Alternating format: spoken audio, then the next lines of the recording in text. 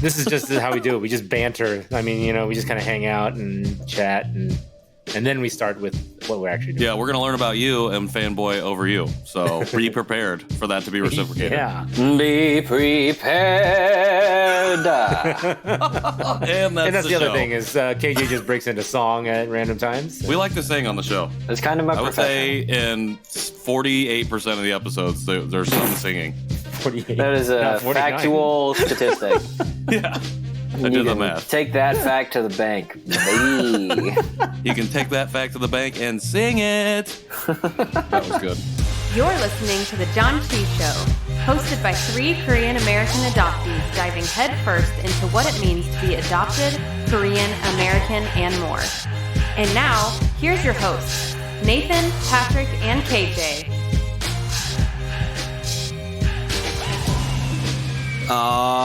Alrighty, people, welcome back to the Janchi Show. It is good to be back with you. I am your host, KJ, along with fellow hosts Patrick and Nathan. Say what's up. Nice intro. I like that. I felt like I was at a sports game for a second. That was good.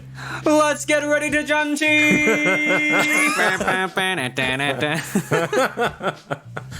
Y'all ready for this?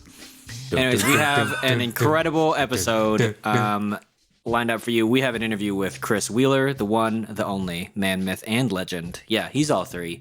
So we talk about his adoption story, of course, but then talk about what took him from the Midwest out west, what brought him back to the Midwest, and really where he's at on his journey as a Korean, as an adoptee, and everything in between. The thing that he's most excited about, the thing that he's most daunted by.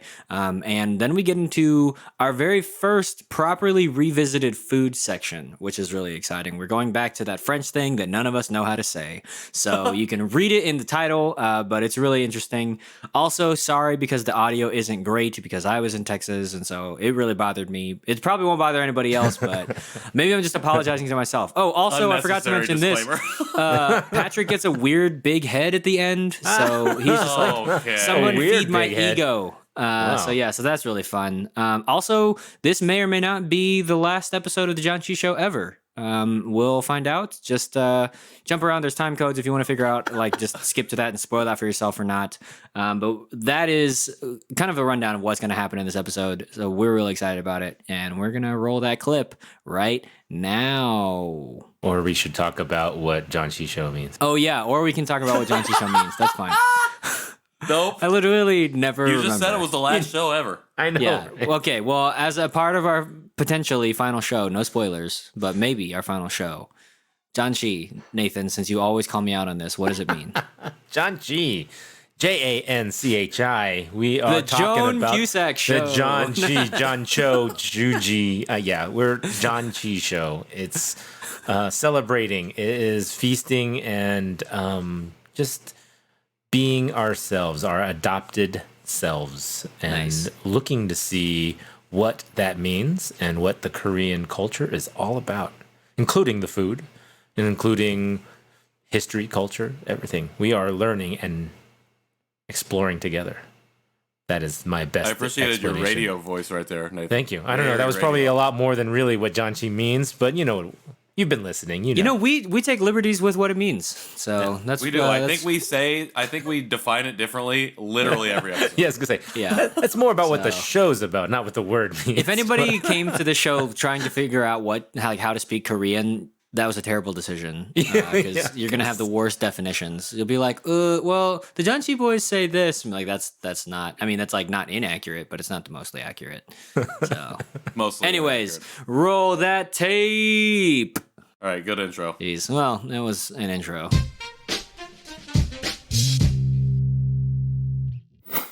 Welcome back to the Janchi Show. We don't do episode numbers anymore. This is also not the top of the episode. Yeah, this is the interview part. Welcome back to the Janchi Show. We are here with very special guest, Chris Wheeler. Chris, how are you? I am doing well on this cold and rainy night. Welcome to the show. Wonderful. Yeah, thank you so much for coming on and hanging out with us. Thanks for having me. Yeah, of course. So let's kick this off like we have all of our interviews. Tell us in as brief or as detailed a summary as you want to give your adoption story. So I was adopted in 1986 from Incheon. So, which is just west of Seoul. So I feel like I've only ever met one other person from there. And so The airport is too. yeah, exactly. Yeah. Everyone's either from like Seoul or Busan or somewhere in the middle, but no one's ever from Incheon. So, pretty standard Midwestern growing up here. I have two wonderful parents. I'd say I'm pretty close to them. I'm an only child, and they're boomers. So there's a bit of an age gap, but that's worked really well, but also not always been the greatest. But I guess suffice it to say, they're great. So I've heard many stories about adoptees not having good experiences, but I've been really lucky to have very supportive parents, really great parents who never tried to whitewash. I think as the story goes, when I was 4, I think I was watching Sesame Street or something, and I think I pointed out, I said to my mom, I was like, "Oh, hey, that kid looks like me." And she was like, "Oh, we're having that talk now." Like, so it was quite something. And as far as reasons why I came over, I was only 4 months old, and I guess it's pretty typical. Unmarried couple, birth parents, and my mother had some mental health issues, and then my father, I believe, was like a rice peddler or something like that, where he couldn't take care of an infant. So I'm not sure how long I actually stayed with them, but from the adoption agency, actually, they had told me my father, when they got in contact with him a couple of years ago, he remembered walking me to the orphanage. So that was something. He unfortunately passed away last year, so I didn't get to meet him. But yeah, so it's kind of piqued a little bit of interest there and figuring the rest of it out. But Yeah. yeah, and then I grew up in a very small town in the middle of Michigan, but like a little over an hour west of Detroit, but closer to the capital city. And then, yeah, went to college out west, did a bunch of different stuff, ended up back here somehow. So, Where at in Michigan are you at now? I currently live in the Metro Detroit area. Okay. So I shout out to Nick Capicoto. Nick Capicoto. Yes. Do you know him in pretty real life? close to him. I do, yeah. Oh, wow.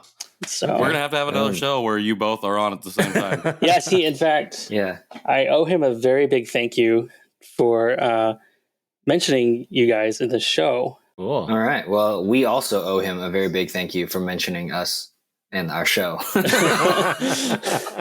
Well, it's been great. Good follow Nick's up. great. That's awesome. I wanted to go back and touch on something you talked about.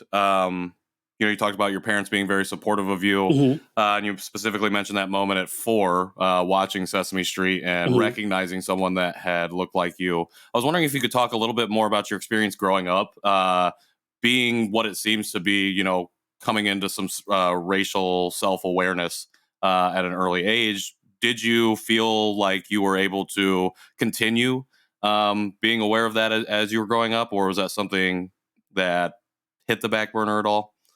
It was funny. It was just the 3 of us, my mom, my dad, and myself. And it was never hidden. I think from that point on that I looked different, They kind of explained it to me. You're from this very special place on the other side of the world, and your parents there couldn't take care of you. So you were sent to us, so we could take care of you and all that. So it was always in a very positive light. And so for me growing up, that was pretty normal. So like the whole idea, I think, of interracial adoption was just normal. So then when I went to a really, really small school. I think I graduated high school with 50 some people. That's pretty small. And it was really, one of the smallest that we've talked to so far. Yeah. And like, what's really funny is, this town is located under half an hour away from Michigan State University, which is a huge university.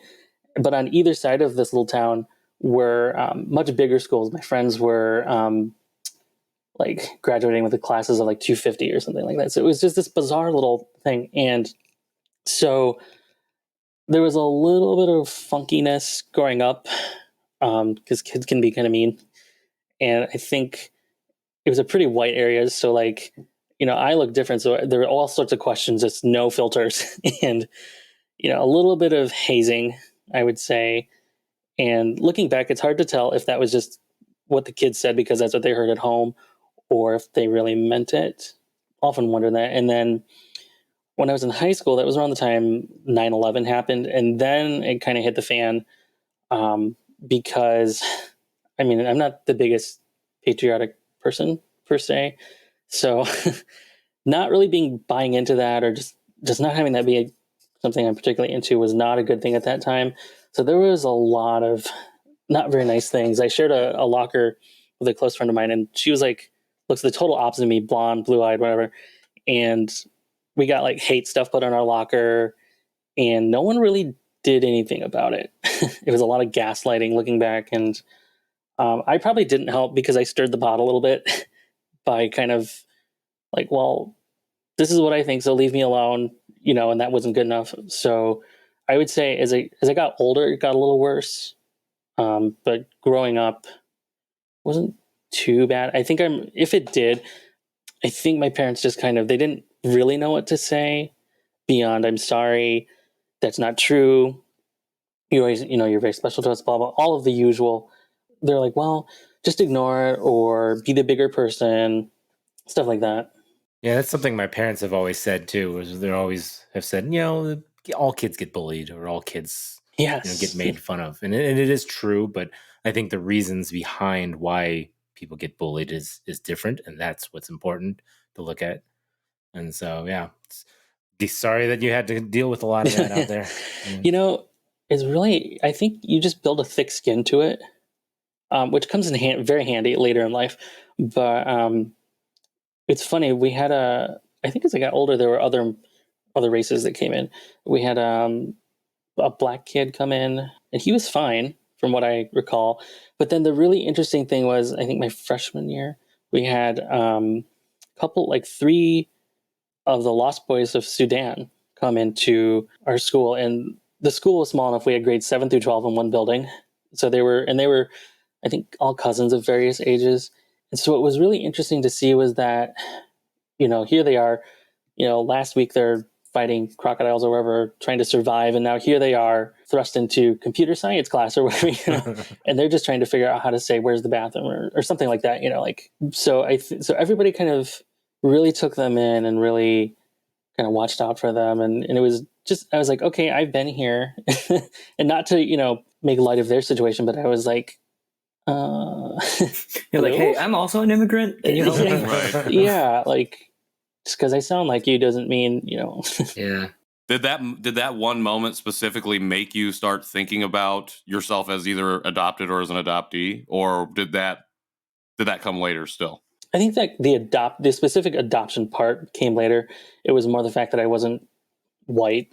Yeah, I was going to ask you about that. Just like some, I'm hearing in your story, you grew up in a white town, super white town, or like not a lot of diversity. And then like what's really unique that you just said is, you have this flashpoint of like hyper diversity from certainly a transnational perspective, so not just like, there's like a Black American here. There's like, no. There's like somebody like from Africa is here and like doesn't speak, so there's like there is kind of, at least in my own experience, there's kind of a grace when you're working with international students. You're like, I understand, especially for, Lost Boys Sudan, you're like, okay, so let me bring you under my wing and take care of you and those kinds of things. So what's been your experience understanding yourself as an Asian American? From those early conversations with your parents to that flashpoint of race and nationality with 9/11, and then these international students, like, how's your relationship to identifying as Asian American been from like younger to high school age? I think when I was younger, it was much better. I think because you're more naive and maybe a little more innocent to a lot of things. Mm-hmm. So I was like, okay, I'm cool. This is cool. I'm Asian American. Wave both flags proudly, blah, blah, blah. And then, as you grow up, you start wanting to kind of fit in more and do that. And then people kind of start dividing out into the little groups. So then I kind of really noticed it because I was like, oh, I don't look like, all the jocks, or I don't look like, that because just I'm a band geek. So I was gonna say, is it because you were holding an oboe? Is that Yes. the thing? Yeah. Or You're like, wait, exactly. this oboe doesn't look anything like a basketball. No. I think I can hit a baseball with it. Yeah. At least. Exactly.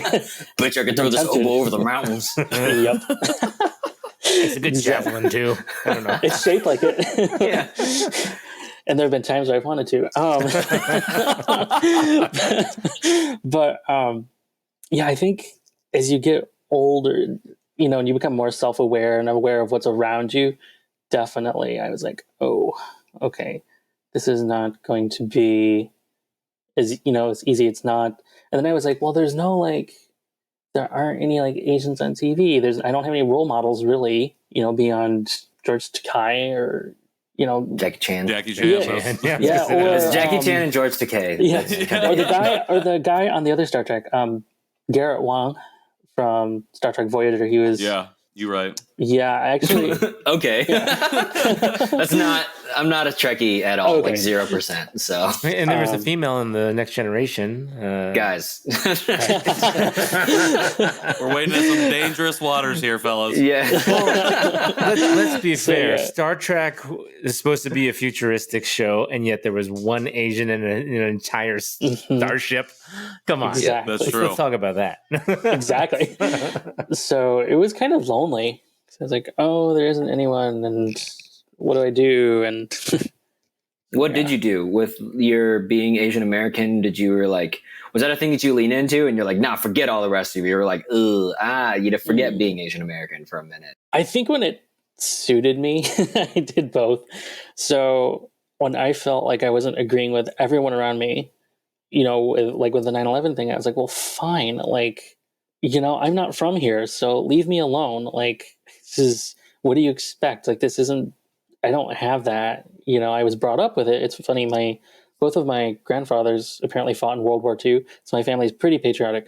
But like me being me, I've always gone the opposite direction. So I was like, well, fine, I'm Asian, leave me alone. Blah blah blah blah. And I kind of played it up then. But the American part of it, I think as I've gotten older, has kind of gone up and down a lot, and I would say it's kind of on the low. I would say I identify more these days, definitely Korean and American just by proxy, if that makes sense. Sure. So you feel deeply Korean and then also American because like I live here or whatever. Exactly. Well, it's funny, the Korean, that's been a rather recent thing. I kind of put it to rest when I went to college because I was like, oh, I just want to focus on music. I just want to do my thing, get a job, whatever. I want to date, and then found out that was a whole nother thing. And then it's kind of been sitting there waiting for me to look at it. And now it's like, okay, you have lots of time to think about things. So let's kind of tear this apart. Well, that was going to be my next question because you said you went to college out west. Where did you go to college at? This tiny little art school called Cal Arts. Gotcha. So you were out in California. California. Yep. And Los Angeles. Sorry. He was out Text clues. I was putting in Washington. Sorry. Cal Arts. Yeah. I wanted to make Does that sure. stand for calendar? It could Cal have Arts been Calgary in East Washington. in Canada. Exactly. It's just about a half hour north of LA. Calico? Well, yeah. So I asked that because, going out west, a lot of people go that way because there's more diversity. There's more opportunity to become enmeshed. And you had said that you wanted to focus on school specifically. So it did kind of take a bit of a back burner at that point. Mm-hmm.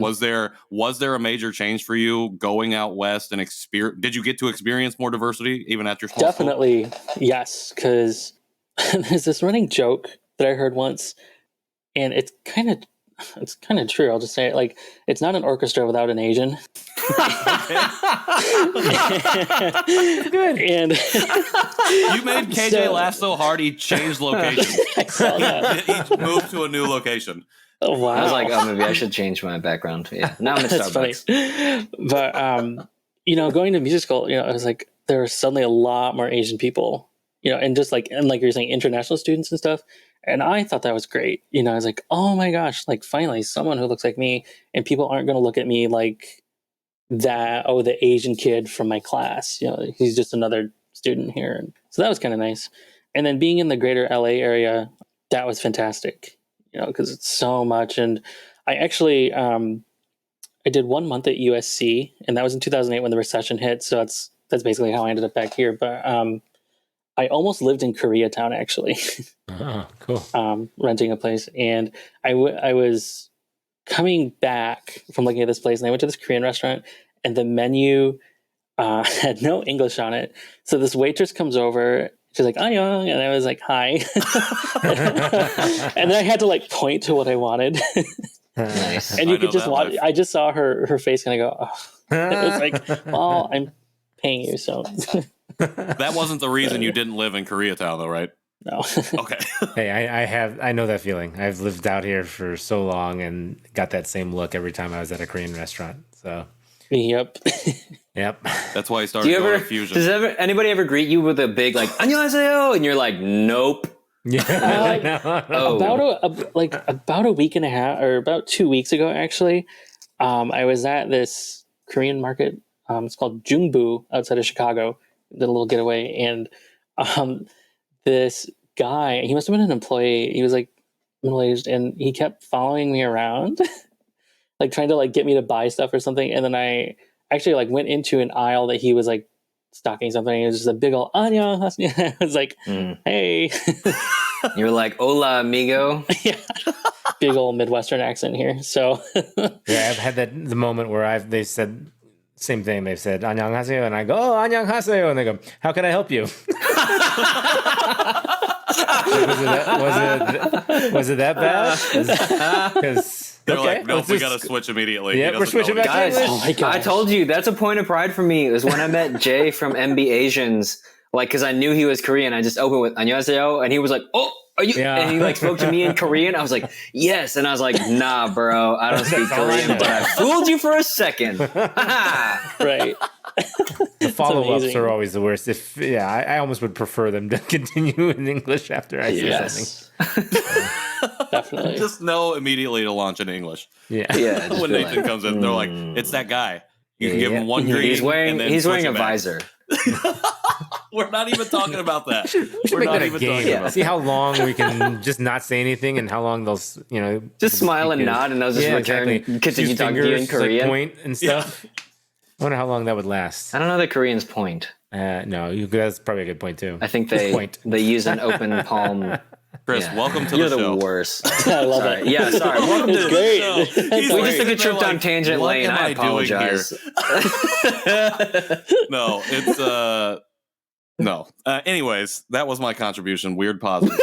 So we're in college. We're experiencing diversity. We're getting we're able to do these things. And then you said you moved back to Michigan. Was that right after college, or what? How did that part of your journey come about? Well, sort of in between degrees, actually. And I forgot to mention, I did a semester abroad in Glasgow, in Scotland, my last semester of undergrad. Nice. And that was incredible because it was this really odd, and it was so weird because, like, my name is pretty white. So then I go over, and I'm sure they're expecting somebody, and then I show up, and they don't blink an eye.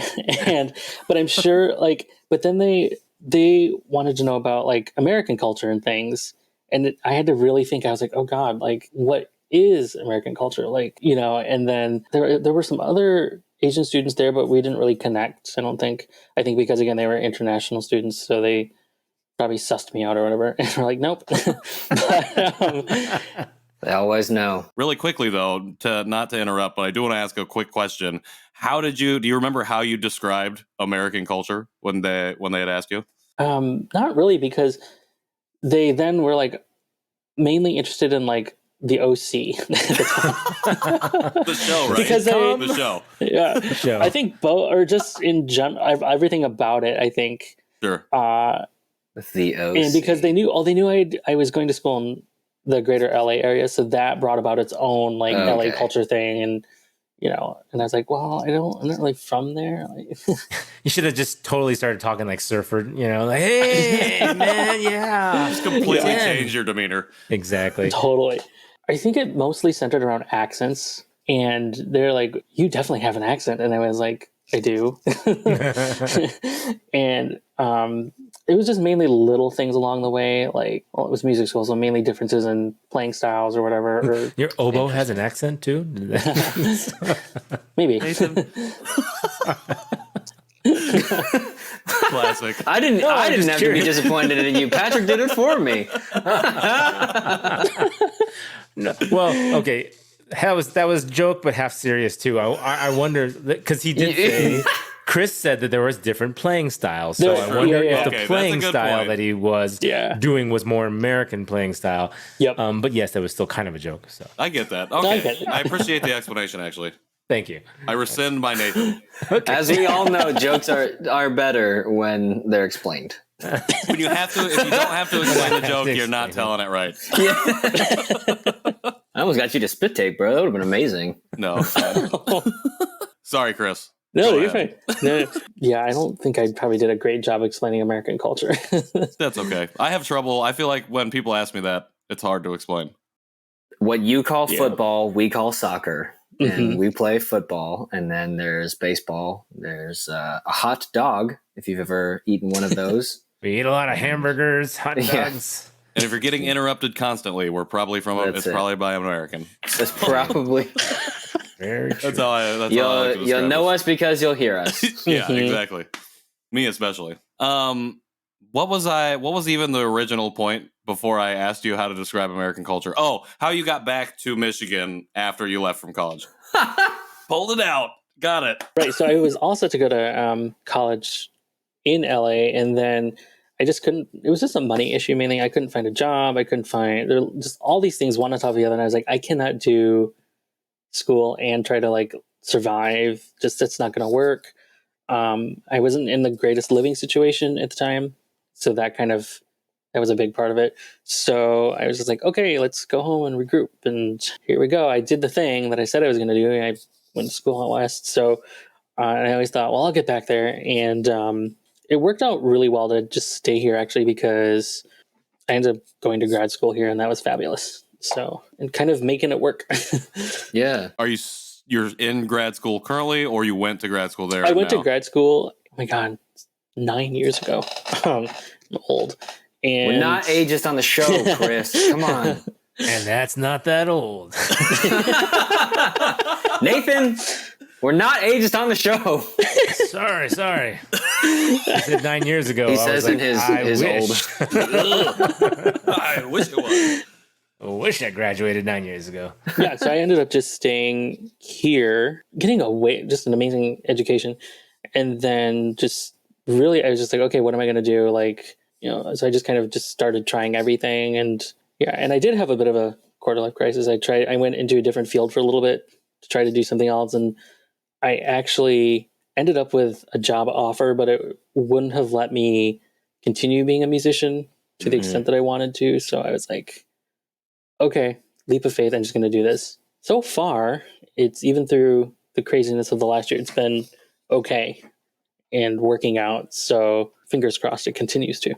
Yeah, man. And what are you doing currently? I am just pretty much your standard freelance classical musician. Since performances aren't really a thing right now, it's been a lot of teaching, but a lot of just projects on the side too that I finally have time to get back into with some cover stuff, some original. I really love recording, so kind of getting back into that. Chris, I was curious. So we've talked about a lot of things. And one of the things that I've heard in your story is your relationship with global citizenship, essentially, right? Like going to Glasgow, having international students come to you. I think going to LA from the Midwest can probably feel like a global experience in and of itself, we've talked about like how you have picked up or run with or run away from like being Asian American. And you've hinted at this thing of feeling Korean now and that being an identity that you hold very proudly. What's brought you to that point where you're like, no, I'm Korean. I'm proud of it. This is a thing that I claim, a thing that I own. Mm-hmm. What was there like a moment that you crossed a threshold there, or how would you describe like where that identity sits for you? The last sort of 6-7 months have been kind of a bit of a whirlwind in me kind of rediscovering myself. And I was feeling kind of down in the late fall. And I was like, okay, I'm turning 35 this year. Like, I should probably figure out like some health things, because that was kind of on the back of it's always been on the back of my mind. Because I don't know my medical history is probably just what every adoptee feels. So I was like, okay, I should probably figure this out. And because I have the time to do this. So I got in touch actually with, was it Korean Welfare Services, I believe? Because the adoption agency that I came through is defunct now. So just on their formal website, they're like, oh, go through KWS or whatever. So I wrote somebody there and I was like, I just want medical information. You know, is there any info? And so started a conversation there, and that led to basically getting some information about my birth family, which I can talk about in just a minute. But long story short, the medical history search was fine. But really kind of talking with this social worker there and getting a little bit of, information here and there, I was like, oh, wow, this is like, I haven't really thought about this in years, so like, here I am, like, this is me. This is like, I have a story. So that it's been a lot to process, because there's been a lot of information. Been a bit of a drought at the moment, but yeah, I was like, whoa, like there are people related to me. Like, I think when you're a kid, you kind of don't think about it, but then as an adult, you're like, oh, this is real, like, biology. So that was kind of the turning point where I was like, okay, this is me. I want to get more into this side that I've never really, really gotten into. So was that just like also exploring Korean culture and the Korean part of yourself, as well as the adoptee part of that? Was that the Kickstarter for both? A little bit, yeah. Okay. How has that journey been as an adoptee? Were you engaged with other adopted people prior to that point as well? On and off. Growing up, actually, there's another adoptee girl in my neighborhood-ish area, and we met up a couple times, and we were really good friends from middle school through high school. Through college and such, not really. The only other Korean people I met were like first gen or international students. So I ended up joining an adoptee group on Facebook, as one does. And that's really where it kind of started. That's where I've met a couple people and around here and just, all over. And I'm like, oh my gosh, there's so many of us. Like, and I knew that. I was like, I knew that, but I was like, oh, I didn't know there were that many. Yeah, it's like when you see the names and faces of people and they're like, was adopted from Korea too. It's like, oh my gosh, there's so many people because, like you even talked about, it can be very lonely. And, I think if you talk to or go back and listen to every one of our guests, they said some semblance of the same thing. And yet we're over 200,000 strong, just Korean adoptees, and not even counting like people adopted from China or Vietnam or Taiwan or anywhere else. And it's this whole community. We're just everywhere, Well, actually, there was another adoptee girl in my high school. We were in totally different crowds, though, as much as you can be with that small of a population. But a couple months ago, I sent her a message. I was like, do you remember me? Like, I'm just curious if you're comfortable talking about this, maybe we could talk about it sometime. And I haven't had a chance to get back with her yet. But we didn't A, really talk, and B, I can't imagine that would be something that either one of us would have wanted to talk about at the time. Mm-hmm. Sure. So, because she seemed we were just both kind of doing our thing, trying to make it work as much as we could. I mean, it's high school. Like I think that's one of those things. It's like in high school, you're like doing your best to fit in or doing your best to rebel against the thing that everybody else is trying to fit into, and that's like adoption is almost never a part of that, So even if that's a burden that you bear, you're like, I'm busy trying to figure out if I'm like a skateboarder or an oboist or a basketball player. Yeah. So, and like, I need to find which crowd I'm trying to fit into. Yeah. And I'm like, I'm sure oh, hey, let's like bond over the fact we don't look like anyone else was going to be a great conversation topic, and let's like get depressed about how we feel about that. So, well, in high school too, we don't have the language, to like have an appropriate conversation. We would just be angst and emotion, and it would not be yes, good. Yeah, just angsty grunts, basically. Yeah. Oh my God. Nathan, I'm forecasting that for you for at least one of your children. Right. Someone there. Angsty grunts, yes. Yeah, angsty grunts. Yeah, it's already happening. So, They've already started. Amazing. So, Chris, did I hear you right that this has been a journey that you've really only been on for the past like 6 months or so? Yeah, pretty much. Okay, so I think especially for Nathan and I, like we are certainly less newbies than Patrick, but at this point, Patrick kind of, I mean, even though he's been on the journey not very long, he's like sprinted so far ahead that it's probably like he's been here for a minute. So what's the thing either about being adopted or being Korean or whatever that you are most excited about right now? Ooh, the food. And No hesitation. I like it. I mean, I'm really lucky where I live. There's a really, really good barbecue place just down the road. And it also has like a bubble tea market in there with bingsu and all sorts of great stuff. So yeah, that's like, I think it's almost a weekly thing. They have really good lunch specials too. Did you always like Korean food, or have you just, again, started getting into that as well in this last 6 months? Toward the end of high school, my parents took me to a place, barbecue place, and that was great. And they like it too, as long as it's not spicy. I'm the only one who can handle it. But yeah, they never hid anything from me. They were very open about things. They're like, oh, if you want to do a culture camp or whatever, blah, blah, blah. But I never wanted to. But to finish answering your question, I would say that, and just figuring out what the culture is, what kind of I'd like to maybe start at the beginning, just like work my way through like Korean history, maybe just overall. A lot of topics to cover. Yeah, I know. Well, it's like everything is it's different than Chinese history. It's different than Japanese history. It's its own thing. And I really like that. Yeah. What's the thing that maybe you're most daunted by about learning about Korean whatever? Ooh, probably trying to figure out the stigma against adoptees.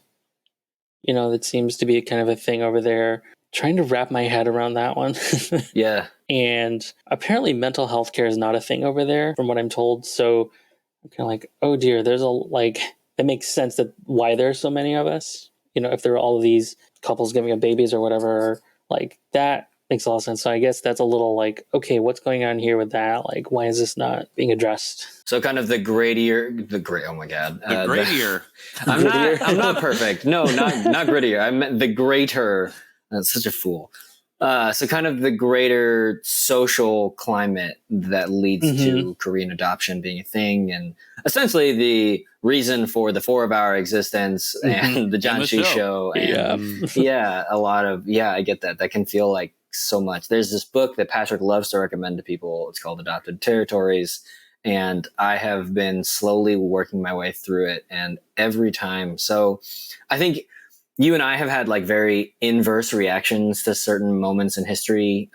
Like, so for 9/11, like you had one opinion, but like I was so young at the time, like I didn't really know what was happening. And so I was just like, oh, a crazy thing happened. And now we all love America. Like, and we're super loud and proud about it, and I was like looking on my clothes and be like, was this made in America or made in Korea? Then I'm extra proud of this thing, And so like, there's this weird sense of, American like nationalism that was imbued in me because of how young I was when that happened. And now, like, especially reading Adopted Territories, I'm like, oh, freaking America, and then like reading like Making Asian America, I'm just like, freaking America. Like there are so many times now where I have to unlearn like this like intense, weird, like naive patriotism of my youth, and then, kind of examining like the socio-political climate between the Koreas, between Korea and America, between like just the global world. And you're like, oh man, this is complex and weird. And I get sad. I'm deeply interested and I get sad. So I understand feeling daunted and like maybe even morbidly curious about like, why am I here? Why does this keep happening? Why do we exist in the way that we do? I think it'd be a lot. So I hear you. Yeah. Man. Or even, and this is probably more, I think, not going to speak for everybody, but I would assume at some point we've all thought like, well, why don't they want them to have contact with their biological families or whatever? Like, what is the big deal? Like, shame, come on. We're not, you're stuck in the 50s or something. Like, like, so that's more, I find that more annoying than anything. Cause I'm like, this is such an advanced culture in so many other ways. Why are we stuck, here? So that, I'd be curious to find out what's going on there. Well, we could have many long conversations about it. But yeah, I would definitely, if that's, especially from the history standpoint, when you mentioned that, that's something I resonate with because, that's the route that I took in exploration is like trying to figure out where to start because there's so many different places that you could approach this from, and just choosing history as my entry point. Was really helpful, informative for, how I view adoption and how I view Korea as a society and America as a society, is heavily influenced by this history. And so, yeah, that book, Adopted Territory, 100% recommend that. And then Invisible Asians by Kim Park Nelson. And then following that up in the trilogy that I consider a trilogy, To Save the Children of Korea by Arissa Oh. I think those three books specifically tell a really complete picture of international adoption out of Korea and then other countries, from not only a historical standpoint, but from the oral narratives of the people that experienced that system. So definitely, if that's the way you want to go, I could not recommend more strongly those three books. But I applaud you for even wanting to take the step, because I think at the end of the day, it's so difficult. It's lonely, like you said before, it's lonely when we're just going through this as kids and trying to figure this out and figure out our place in the world. And then at 30, when we are figuring that out and starting to question those things, it can become lonely again, because now you don't know when you see a bunch of people on Facebook, it's still like, how do I approach this? And how do I know that I'm not going to get ran off out of this conversation that I've been dying to have, for the last 30 years. And so I applaud you for even taking these steps. In the pandemic, I think a lot of us have, for the first time. Us three have. We never even met in person, but we're like, let's just do a podcast together. Who cares? Why not? Let's become friends in front of everybody else. Yeah. And it's happened. And well, I don't know. I have some doubts about you too. Well, that's true. I don't say it on air, but I guess I'm saying it right now. I'm not really sure about you guys. We'll see. We'll see if the next episode comes out. And that's our show. Everything's deleted. Just the website's gone. Every episode is removed. So I guess I say all that, and I guess where would you consider yourself to be in this moment on this journey? KJ asked you what you're excited about and what you're daunted by, but where do you see yourself now, 6 months later, having been nowhere and now being somewhere? Hopefully, some more answers about my biological family, because the goal eventually would just be to go over there, and at least meet. I found out, long story short, I have an uncle who's been sort of acting as a proxy for my mother, who's I found out she has moderate to moderately severe schizophrenia. So apparently she was getting all these letters, these registered letters, from this government agency, asking, basically, this person's looking for his family, do you know anything? And then he saw, I guess he lives with her to take care of her. He saw these, he's like, what's up? She's like, I have no idea. And she's all in denial. So, the social worker did say the first thing he asked me was if you were visiting Korea at the time. And, as of now, he would, like to meet you maybe, so I was like, oh, and then things have kind of gone up and down with numbers or whatever. I was like, well, maybe not right now and get a new passport over. But that's the goal. So hopefully I'll have some more answers, kind of have a more concrete idea of where to go along that route. And I think I would just like to be just more into everything, more information for my own personal knowledge, more, know more people. Yeah, absolutely. Well, you're on your way. Good luck with the future searches and communication with him. I know it's a big ordeal once you find something. It's kind of exciting, but at the same time overwhelming.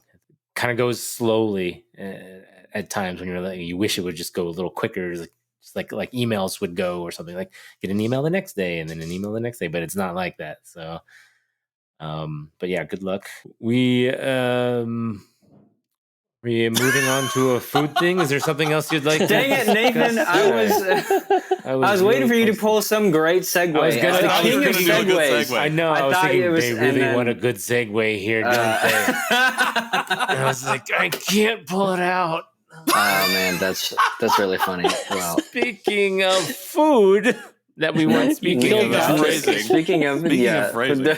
Speaking of, we're not doing phrasing anymore. We're not doing phrasing anymore? Oh, that's funny. And we'll be back Nope. with some food. All right, we'll be right back with a food. Well, Chris, no, we got to do. Wait, Yeah. We Find out forgot some a more whole about Chris part of here. it. We forgot a whole gosh. part, didn't we? Don't we No, do I mean, where I you? would like to know, what Chris is doing and where people can reach him. Yeah. Ooh. I think probably the easiest way to get a hold of me is via Facebook. And I mean, I'm on Instagram, but I never post anything. I just kind of browse, and I'm not that active on there.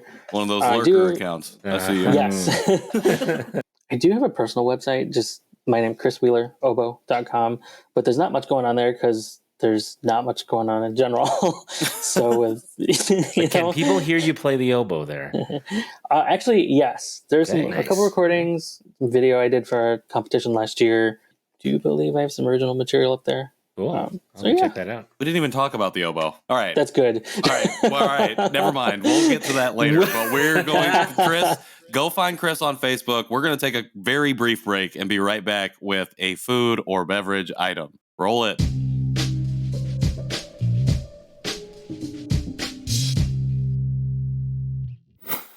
We are back with our food portion of the Janchi Show. We are here with Chris Wheeler, and we have a revisited food, a food that we have had before. However, Chris has the one that we had, and I'm trying to remember what episode. Episode 33. Is it 33? Episode 33, we had this item. Good job. However, KJ. I bought the alternate version. There's only 2 versions of this, and it's made by Crown, and it is the as. You guys are just waiting for You me tried. to butcher that, weren't you? That was a good attempt. Hey man, I didn't know if you speaking were other gonna say it. languages is brave no matter the language. Yes. So And I never took French, and I can barely speak any of it. But so this essentially means it's made by Crown. It says cookies from the Assa region of Belgium. I don't know anything about it, although I do recall the one that Chris has is the Vienna coffee one. Yeah. Yeah, that one is really good. The one I have now is the white tort. white tatate. White tort. White But, tatate. yeah. Did you listen to this episode, Chris? Did you hear? I did, but I was also driving. Oh, okay. So So you have no clue what we rated it, or if I don't really remember. I think I liked it, but do you guys remember if you liked it? I'm pretty sure I've enjoyed mine. Trying to listen right now, but I'm going a little crazy because I was literally playing in my ears. You're listening and while listening to I'm us listening. at the same That's why I was time. like, it's episode 33. I found it. Interesting. Wow. Well, the one thing I remember with the Vienna coffee one is I remember thinking, I wish I had some coffee with it Mhm. while I was eating it. So I don't know about the white tort, but dig Well, in. try it out. I Try want it to hear out, what you guys Chris. think. See what you think, and I'll have I'm mine mad that I here. don't have any, and if I did, I couldn't eat it anyway because I'm currently. You guys fasting. are, I know, you guys are fasting. So well, mine looks like a nice little cookie with a little Chris, you can chocolate chomp ripple. into the So mic. they're That's no problem. Look at that wave. they're like so small. Yeah, Like they're really it's skinny. very thin. Mm-hmm. Oh, that's what it looks like intact. Oh yeah, ours was all crumbled up. Yeah, ours was straight crumbled really? by the time we ate it. Oh yeah. It was a crumbled Yeah. up mess. All right. I think that's what knocked the rating down a little bit. I know They're what it good. reminds me of. Okay, it's a thin version of a Milano cookie. Yes. Yes. Oh, that's what it is. Did you say that on the Yes. other episode? No. I don't think so. Oh. And No. that's hey, this is why we revisit things. 'Cause Yes, that's sometimes true. you come up with another comparison that's Uh-huh. spot on, and that the Milano cookie is very similar to that. But like it's Milano thin. cookies are like some of my fave cookies. I don't think that those compare though. I don't know. My brother-in-law's favorite cookie. So it's thinner, so Yeah, there's just less Yeah. of it. yeah. But see, that's the common complaint for the Korean stuff. There's less of it, which is a sensible size for food. yeah, I mean, because I'm done with that first one, and I'm looking at it thinking, was like, why couldn't this have been like a Kit Kat? And there was 3 more in here. Exactly. No, but that's the thing is like, yeah, that's not even the full, like you just one cookie is like a fourth of a serving size, right? Well, yeah. So the bag or the box that Chris has in his hand right now. Oh my God, there's how a many lot are of in them there? in here. There's like A lot of I them, think he there's like said. 20 or more or something in there, right? There's 36 in here. Okay, good. Whoa. Wow. Some quick math there. That's a lot of Well, cookies. You have 9 servings. Yeah, That's per not very container, and the serving size is 4. How convenient. I have a second one right here. Okay, Nathan. You don't need to brag, sir. many. Yeah. Since you guys aren't Just, here, oh, this one's a little more crumbly. I need my new vacuum. Where is that? Oh yeah, it does kind of crumble when you open it. Oh, goodness. Yeah, like you have to be really careful, otherwise it just like Okay, disintegrates into I'm dust. doing the Patrick Armstrong test. That's not even that much. Chug a That's whole not- beer twice and then talk to me. Chug to maku, and then yeah, or as you say, maku. Maku. Yep, I could eat 4 of those. So Nathan, maybe you missed it, but how does that compare to the Vienna coffee flavor? I like it because it's more of a like a white chocolate taste to it. Okay. That's probably why it tastes like a Milano cookie. Yeah, There's- it's good. I don't remember exactly. I don't think the Vienna coffee was strong coffee flavor. Oh, correct was me that if the I'm one wrong. that It's like a tasted hint. like The hint? burnt coffee? I don't know. Chris has it. Maybe. What does that Yeah, taste like? how much coffee flavor do you? It's like recall? a more Also, caramel how much of a coffee snob are you? 0% is acceptable and maybe the right answer, but be honest here. I would like to say, I don't know, 20. I don't know, 20%. 20% He doesn't want to coffee answer this snob. question. He's like, it's I don't know. 100%. It's 100%. Do you have a cup of coffee a day at least, or every Oh, other yes. day? Oh, okay. Okay. So you like Oh yeah, coffee. and I have a Chemex and Ooh. grinder and all that. Oh, yeah. Okay, now it's up to about 50% So it's like- now. Okay. Yeah, there you I go. see. There you go. 20%. He's got a Chemex. He's got I don't even know what that is. slow so drip system. Yeah, I use unfiltered filters. Yes. I just had to I hit did my filtration. brew button 100 times to get it to brew coffee. I just about 10 minutes smashed ago, that so. brew button. I roasted my own That's how beans. snobby I am. Not at all. I have to punch my machine to make it brew That's coffee. Amazing. Okay. You think it's more of a caramely flavor, not really a coffee flavor? Yeah, more like a Hmm. Starbucks caramel drink where there's like a hint of coffee. Or some might like say a caramel burnt macchiato. coffee. Yeah, All right.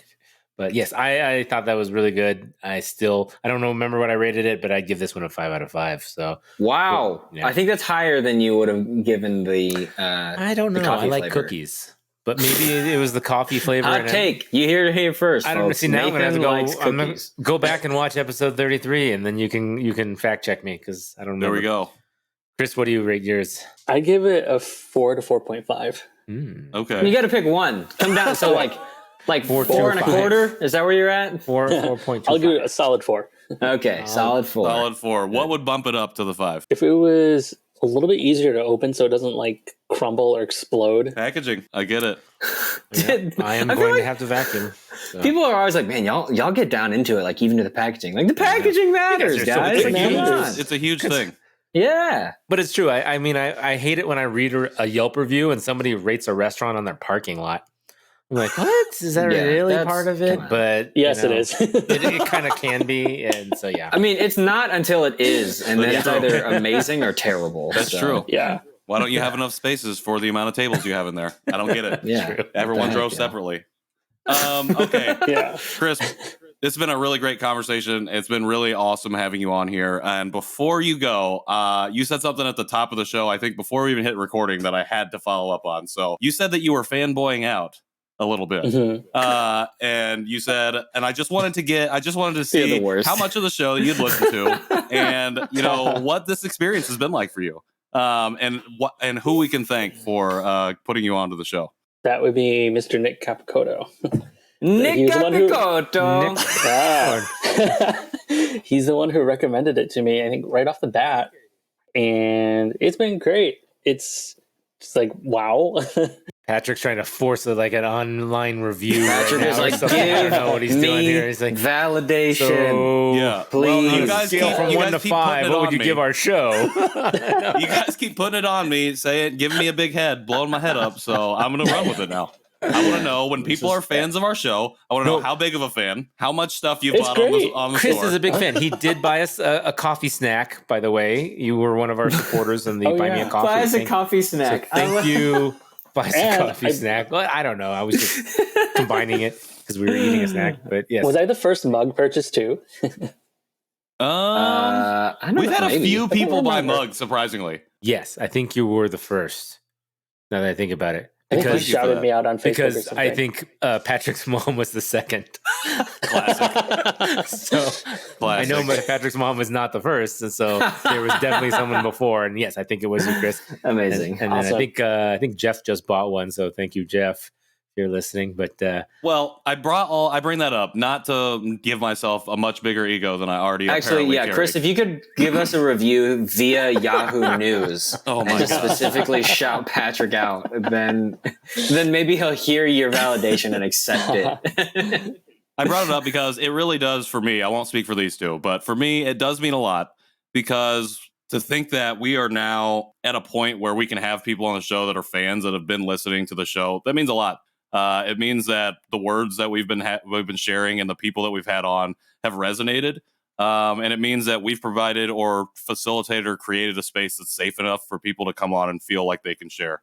And for someone who's newer to their journey, I think it means a lot to have you come on, to have you share, and to just be vulnerable, raw, and hang out with us. So I brought that up not to just make myself feel good, but because it really does make me feel good, and makes me feel it really Patrick's head doesn't fit in the Zoom window. it really is. Guys, It really means a lot to me that you've listened to the show and that you have enjoyed it, and that you've made your way here onto the show. So thank you. it's kind of surreal because it's like I'm here talking about this thing that I don't really talk about with that many other people.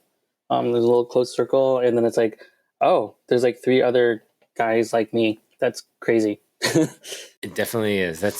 I say that every time I meet somebody new, and it's not just that I have met so many more in the last few months, but it's every time I meet another one, it's like meeting the first one. It's like, wow, it's another person with a similar story or another person who's done something similar. And again, there's not many people that have found their biological families as well. So hearing that you have and that you're doing the research and the connection right now is also nice to hear that there are some successful ones out there. So thank you again for sharing your story and for coming on the show. Thanks And for having Really me. appreciate it. one more time, where can people find you? How can people get a hold of you? Facebook is probably your best bet, and my website, which is a little bit bare at the moment, but if you want to hear me play, some stuff up there. It's just chriswheeleroboe.com. chriswheeleroboe.com. Go check out that oboe and then hire him for lessons if you're needing to learn. Or for Yes. like your next Baroque small concert. Yes. Or a recording thing, project. Or a recording project, or There you go. You can Yeah, Chris, if ever I need an oboist, you're the first There person we on my go. list. I don't Sweet. get around to that all the time, but sometimes I do. So I will let you know. You can start a band with Jordan. All 3 of you guys can just exactly. There you go. And he's in Michigan jam too. out. Yeah. I And play. he's on the other side of the state. I play harmonica / melodica. We could make a woodwind trio. There you go. That could work. I'm not good Oh, enough. and Patrick but plays a we could- mouth harp. I don't know. I mean, you just sit here with like a Just talk. rubber band, between your mouth. Oh, really? Yeah. It's I the thing know. that Snoopy It's not played. great. Okay. I didn't like it. But All right. I'll Anyways. accept it. Anyways, you can find us at Janchi Show on all the other social media platforms. You can go to janchishow.com and you can find out ways to support us, or you can go to our store, buy a mug, buy some stickers. I think there's shirts on there. I don't really know what's on there. There's about to be a shirt on there. Ooh. Soon there will be shirts. Coming soon, other stuff that you can buy. You can find me at Patrick in the World on Instagram and at P Armstrong on Clubhouse. And that's it for me. You can find me at KJ Roki wherever I want to be found on the internet. And I am Nowak Photo on Instagram or Nathan Nowak on Facebook. And I am pretty active there, so come say hi. Oh, yeah. And speaking of being active on Facebook, go to janchishow.com/afterparty and join us in the after party where Nathan is very active and also food photos. some other people when it definitely comes to food. Oh yeah, I wanted to shout out actually specifically. Wait, hold on. Give me 1 second. I'm gonna edit out this awkward pause. Nope. Leave it in. Leave it in. Leave it in. Leave it in. Nope. Awkward. Wait for it. It's not Zach. It's almost there. Almost. Okay, Alicia Maddie. I wanted to shout out Alicia Maddie for posting in the after party that she went to Anfield, touched the sign. There's another Liverpool supporter in the Janchi Show after party. And that just really warms my heart. So thank you. It's just like, if you are a person who is like, oh man, I don't want to go on the podcast, but I want to hang out with these guys. The after party is a place to do that. I tagged Zach Lubin, previous guest on the show, also a fellow Liverpool fan. And I was like, guys, there's another one.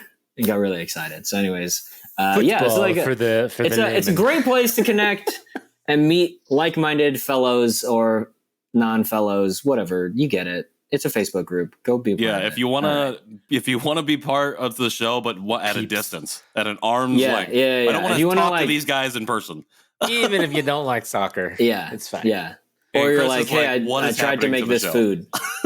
No, this is the podcast. This is the what you podcast. signed Good up stuff. for. This is what we all signed up for. All right. Well, we will be back See you next week. next week. Okay. Bye-bye. Bye.